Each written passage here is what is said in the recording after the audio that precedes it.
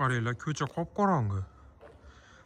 Mana bu taraf ham qop-qorong'i, lekin Buxoroda qilingan ish o'ta yoritib boryapti. 3D fasonka berdik Buxoroda, Shofirkonda. Qaranglar, qanaqa chiroyli bo'lgan obunachilar. Zo'rmi? Nima dedinglar?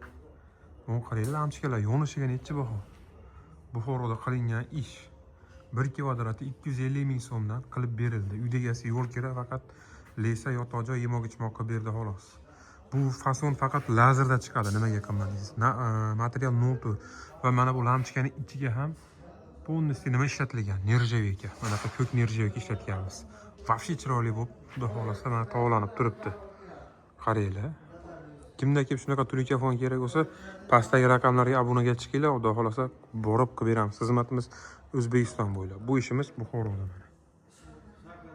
Lekin vafshi boshqacha bo'lganda, qaranglar, ish zo'rmi? Hozir mana bu kichkina darvozaxonasini boshlaymiz. Men bu svetni o'chirib qo'yaman.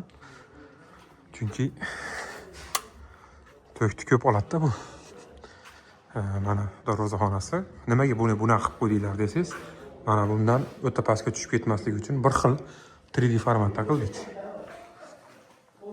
Endi mana ichkari tomonga o'tyapmiz.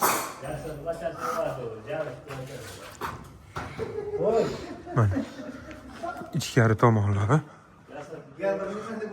juda chiroyli bo'lgan. Mana bu turbalarini ham tushirib berdik xonadon egasiga. Juda chiroyli holatda o'z ishimizni nihoyasiga yetkazdik. Xizmatlarimiz O'zbekiston bo'ylab. Bu sложный fason yasalishi ham qiyin, o'rnatilishi ham qiyin, shuning uchun narxi qimmatroq. Lekin xonadon egasiga juda chiroyli holatda qilib berdik. Xizmatimiz yoqqan bo'lsa, bitta like qo'yib qo'yasizlar. Xizmatimiz esa O'zbekiston bo'ylab amalga oshadi, lekin bu 3D fason. Juda chiroyli fason. Xudo xohlasa Buxoroda bitta bo'lib chiqdi. Shu chiroyli bo'lib bitdi. Mana obunachilar, yo'qsa bitta like qo'yib qo'yinglar endi.